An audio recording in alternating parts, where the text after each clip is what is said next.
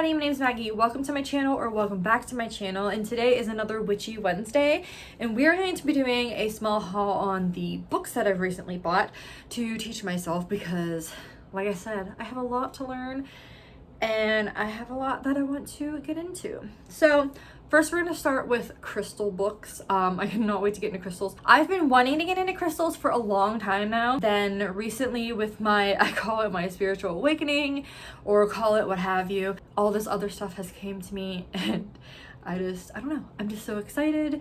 So let's just get into these books. These ones were the ones that I ended up going with. Let me know if there are any other ones that you guys would recommend for crystals. But first I found, it's called The Complete Crystal Handbook by Cassandra Eason. As your guide to more than 500 crystals. I got this from Barnes & Noble. So I got this. Then I also got Karen Fraser, Crystals for Beginners, the guide to get started with the healing power of crystals. This cover is so pretty. Yeah, so it says, what does it say? Harness the power of crystals for everyday wellness. From this author, I was gonna get the books, the 1, 2, and 3, but I ended up seeing this one and I decided to go with this one because I don't know, I just felt weird getting the Bible 1, 2, and 3. And then I saw this and I was just like, you know what? Let's go with this one. So we got the revised and expanded edition of the Encyclopedia of Crystals by Judy Hall, best-selling author of the Crystal Bible 1, 2, and 3. This is huge, which I actually kind of really like. But yeah, it's like the ultimate guide on how to use them, what they are. It has more than 450 powerful healing crystals, including an additional 50 stunning stones. So sorry for the ring light there. Okay, and then the next 3 are more towards the like tarot reading, witchy, spell, I don't know, it's kind of a mix here. But I got the Ultimate Guide to Tarot Card Meanings by Bridget Esselmont, I guess, founder of Biddy Tarot. I love how the book looks, and it feels really, really nice.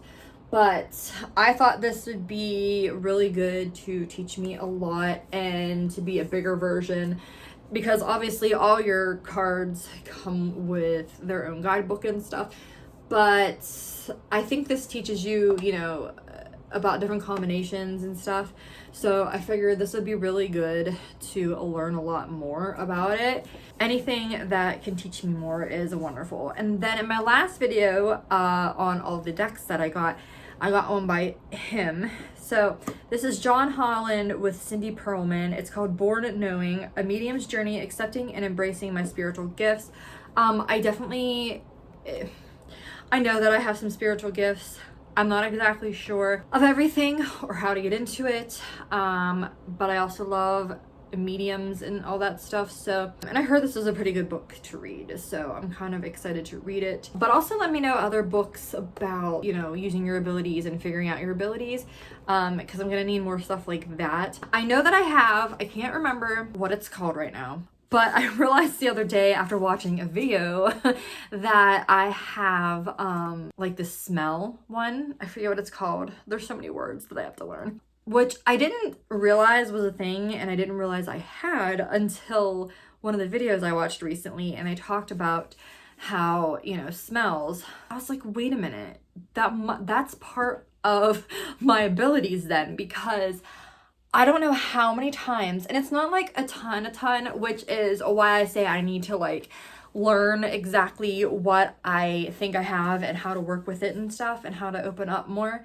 But it's been enough times that it's definitely a thing. And especially the times that it like freaked me out, not in a bad way, but the times that it freaked me out and I was like, oh yeah, I guess this definitely is like one of my things, is being outside at the house that I live in now. We have been here for 4 years now. It's a new house, but obviously like the land's been here for God knows how long. Outside, and it's been multiple times in the same place. I guess it's my dining room window, my dining room kitchen window.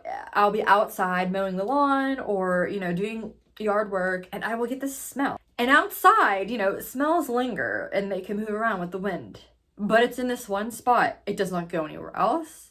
It doesn't blow in the wind anywhere else. It's in this one certain spot. And it's not all the time, but it's been enough times that I'm like, oh, there's something going on there. And then other times outside or just around the house, I will smell things and I'm like, that's not a smell coming from here.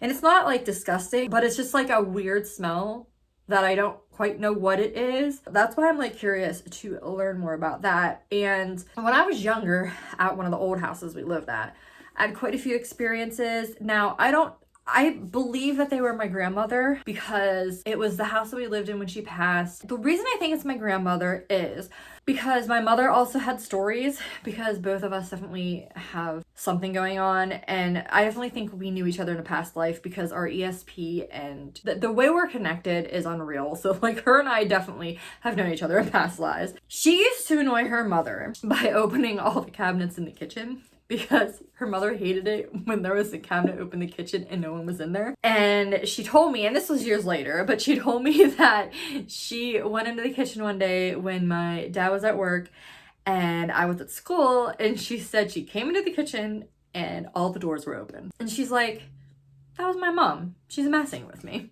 because she knows that I did that to her, so now she's doing it to me. And then this was like way back when caller ID was still a new thing. You didn't have phones that had it on it. You had to buy a separate box. Our phone would ring, but nothing would register, and it wouldn't ring enough times and it would just stop. So we were pretty sure that was another thing. I felt it in other places, but I feel like it mostly happened in that home. And I don't know if it is a spirit thing or a ghost thing, or if it happens to other people, I don't know.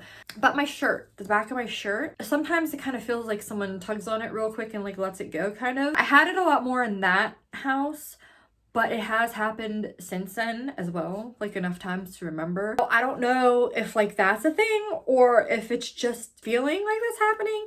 It happens so often that I feel like maybe it is. And then in my bedroom in that house, I lived above the garage. So my bedroom was above the garage. I had 2 windows, but of course, the one window was right above the actual garage door, and the other one was on the side where like the driveway went up at a slope. Either way, either one, you would have had to have a really tall ladder to get to my windows, okay? And it was the window above the actual garage door. I was in that sleep where you're like about to fall asleep, but if someone was good to make noise, you would hear it. And there was 2 or 3 knocks on the window that shot me awake. And I freaked out because, mind you, I was younger then, okay? So it scared the crap out of me. And I think that night I went and slept in the living room. And then another night, same thing. I was in my bedroom, about to be asleep, but still could hear stuff. And someone clapped right next to my ear twice. Clapped right next to my ear. Scared the shit out of me again. Woke straight up, went to the living room again. But yeah, so many things happened in that house. So I'm pretty sure that it was definitely my grandmother. And then also, at the place I was living at 2 places ago, in the bathroom, we lived in a townhouse, my mother and I. And in the bathroom, again, my mom and I did not tell each other this until, I don't know, it randomly came up later, but it happened to both of us. So we both had been in there, going to the bathroom, and heard an old lady say hello in our ear, like right in our ear.